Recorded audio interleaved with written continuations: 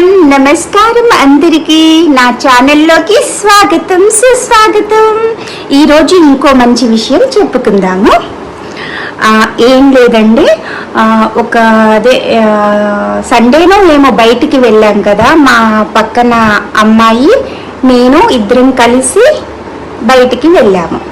ఒక చిన్న ఇన్సిడెంట్ జరిగింది. ఏంటంటే తన దగ్గరికి అంటే ఫస్ట్ అంటే ఇద్దరం ఒకే దగ్గర ఉన్నాము.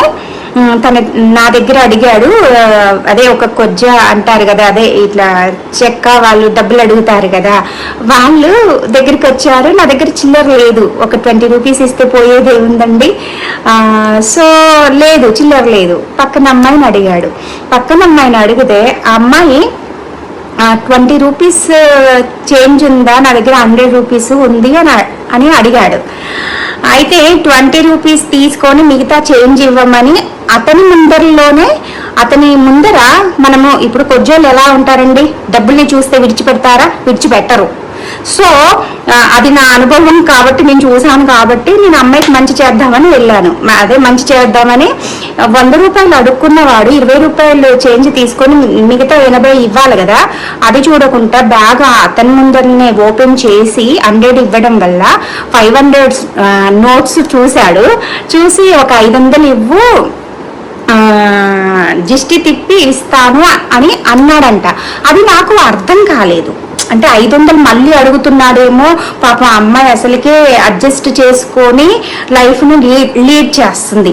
మళ్ళీ ఆ అమ్మాయిని మాయం చేసి ఆ 500 కూడా తీసుకుంటాడేమో అన్న ఉద్దేశం కలిగి ఇట్లా దిష్టి తిప్పుతూ ఉంటే ఆ 500ని ఆపానన్నమాట.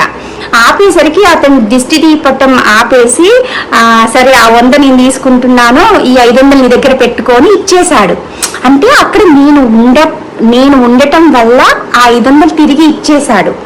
అంటే కొంచెం అమాయకంగా జనాలు ఉంటే వీళ్ళే కాదండి, వేరే ఎవరైనా వాళ్ళ అమాయకాన్ని చూసి క్యాష్ చేసుకోవాలని చూస్తారు.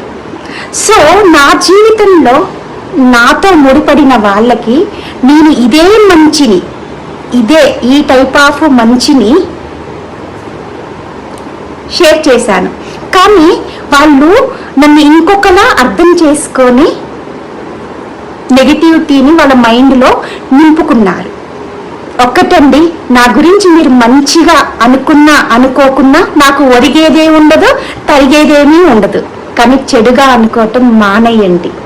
మంచి మనసు ఉండేవారిలా మారండి.